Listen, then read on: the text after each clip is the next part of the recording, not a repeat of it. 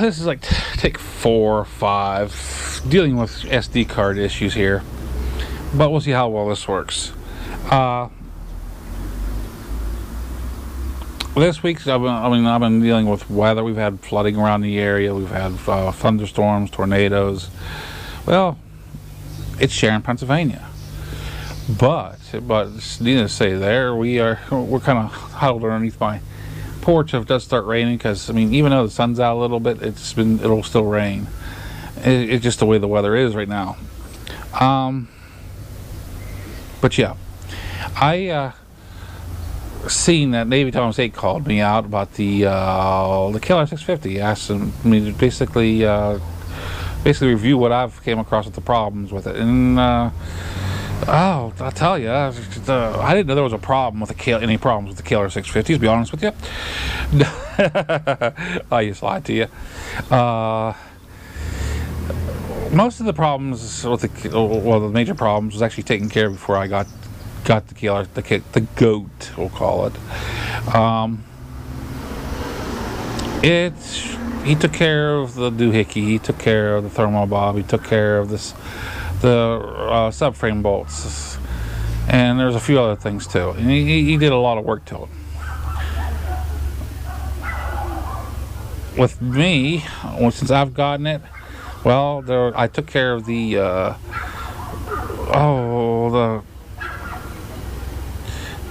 kickstand safety switch. I went ahead and disabled that totally. I soldered them and sealed it, the wires, and did away with the safety switch. Not really necessary for me. The handlebar safety switch for the clutch, so you don't start it in gear. I've replaced that once, and it costs like between $5 and $10. It's not a big deal. It's easy change to one screw and a couple plugs. But move on from there. He brought up about the brakes. The brakes on those, yeah, they're kind of lacking on a KLR 650. But you have to remember also that bike is a dual sport. It is made for on and off road. You really don't want hard, solid brakes whenever you're off road. It'll cause you to slide and stuff.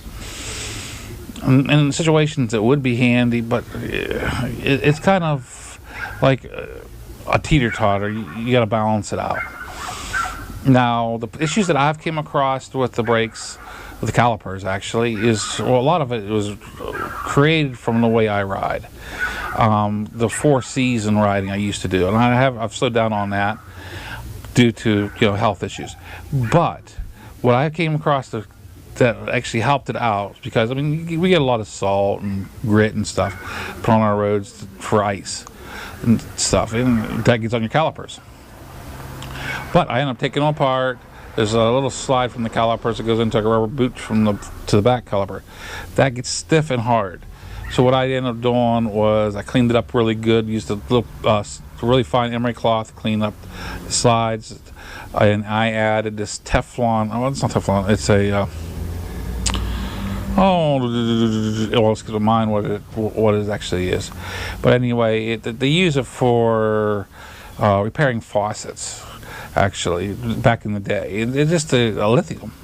The lithium grease, and it doesn't dissolve in water or anything, but yet it doesn't get really hard during winter time, cold weather. And my coldest rides were like 11 degrees Fahrenheit, and it didn't stiffen up on me. It drug a little. The brakes drug a little bit. It did get a little sticky, but it wasn't anything major. I've rebuilt my calipers. That helped a teeny bit, but the big thing was cleaning them up, keeping them clean, trying to keep the crud off of them to keep them working right. Do they give you good hard braking? I can lock the brakes up on the GOAT. That's not a problem.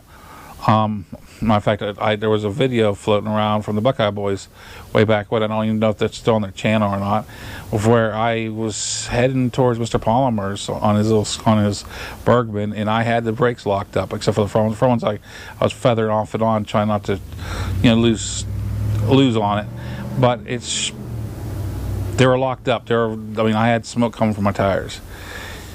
They work. electrical system, whenever I first got it, if I happened to hit the high beam by accident, it would short out and blow a fuse. Found out that there was actually a short on a rub mark on the front harness that goes around by the triple trees. It was tight for turning and it was rubbing. I ended up being able to loosen up the harness up a little bit so it doesn't get so tight, and I repaired the rub mark. I ended up cutting a section out of it and soldering it in and sealing it and everything. But I repaired it, and I have had no problems with it since.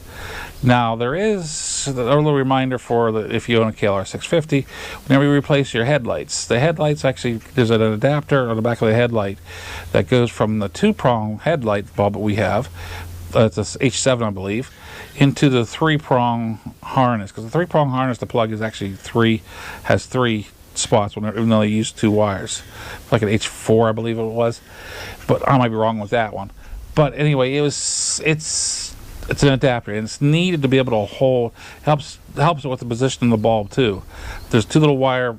There's a wire holder for it, and that could short out if you're missing that little thing. Ran into that. There was one missing on the goat whenever I got it. Not a big deal. I went down to auto parts store, took the other one off the other side, took it down to the auto parts store, said I need one of these, and here I found out it's a common part for like Audis, I believe. And it plugs right in. It works fine. There is other spots along the harness. You follow the back harness. One spot where the front harness plugs into the back harness. There's a cluster of plugs, and they jam that up into a little spot up on the gooseneck or by the triple trees, where the frame meets together. And they jam it up in there, and it causes a lot of kink issues, rubber spots. It just ain't good. And it's hard on the plugs. You pull that out and you loosen it up. Do any repairs you need to do, make sure it's sealed, and you're good.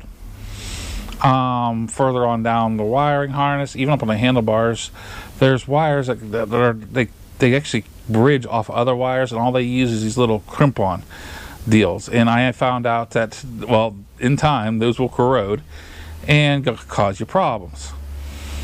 I end up removing those, splicing them in, soldering them, sealing them. Not a problem anymore. That also has the same problems down by your brake light switch for the handlebars, and your rear brake light switch for your foot control. Same thing. Just I followed it through, spliced it, soldered it, sealed it. Not a problem anymore. I mean, electrical systems on a KLR are very well. In the first place, they're pretty simple, except for the cluster. I mean, the turn signals they can get a little bit funky because it's the way they set it up. But the rest of it is pretty simple. Except what KLR could have done, Kawasaki could have done, was put better water sealed plugs in it. Because I've had problems with the rear plugs on it for the rear tail lights. They corroded. I ended up putting better ones in place. It's gonna be a little bit of a problem if I want to take the rear end apart, but it's not it really isn't a big problem. It's a slight nuisance. Is this a major thing for the whole KLR? Not really. Once you get used to it and understand that this is really, you're solving the problems and you're fixing it, and chances are if you do it right, you're not going to have the problems in the future. Should you have to do it? Well, what do you expect from a bike that originally sold between $4,000 and $5,000? Even though they raised the price up the years, and then back in end of 2018 they discontinued it. You might say, well, they discontinued, there's no problem. No, not really. The KLR 650 was created from the mid 80s, and they kept basically the same platform up until 2018. Minor changes, but there's basically the same platform. So there wasn't really a big problem with it. It's a dual sport, like I said. It's built for on-road and off-road. Does neither efficiently because, well, it's a teeter-totter. You got to give and take. I like the KLR myself. If the bike fits me well, fits my needs well. Is it a fast bike? No. I still have the 16-tooth sprocket on it that Davey Thomas put on. My fact, the chain set that it's on it, the rear sprocket, front sprocket, and chain actually was in. He left it, had a brand new in the ammo can, rear ammo can whenever I got it. It's still on there. I keep it tensioned up. I I do the right maintenance. The teeth are not wearing too bad at all. It's doing well, and I've had it since 2012, and this is 2019. I'm getting my miles out of it. What other problems came about? I mean, there were all nitpicking problems, really, to me, because I mean, I'm used to fixing things, and I understand. Even if you go out and buy a brand new car, you're going to have you might have problems. A lot of times you do. Sometimes you don't. You get a good deal, but normally they're covered under warranty and stuff. And you really don't notice this because it's just a nuisance getting it to the garage and having to fix it. And later on down the road, you end up finding out, well, this is after the warranty's up, you end up fixing them other problems. Even my SUV, my Mazda Tribute, I found out that in the front brakes, the rotors are actually undersized. It's like car rotors, and they would overheat whenever you used them. So every 6 months or 8 months, you end up going in and having one or the other side turned or changed. And what I ended up doing was taking off the ones that are on, they're just flat rotors, and drilled and slotted rotors for it. This was after the second year I've owned it. And then I put the I say porcelain, but not really, you know, the higher brake pads on it. And I've only changed them once since I've owned it, and the thing's 2005. And I did this work back in 2000, well, 2 years after I bought it. And even though I'm not the original owner, I owned it since it was 6 months old. You run into problems. Due to SD cards, I'm going to cut this ITL short.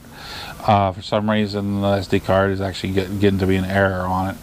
And I'm gonna, it is what it is. I guys gotta get an SD card. But at least I got one in for this week. I hope you all guys, all you have a great week. This is MuzzleMike signing out.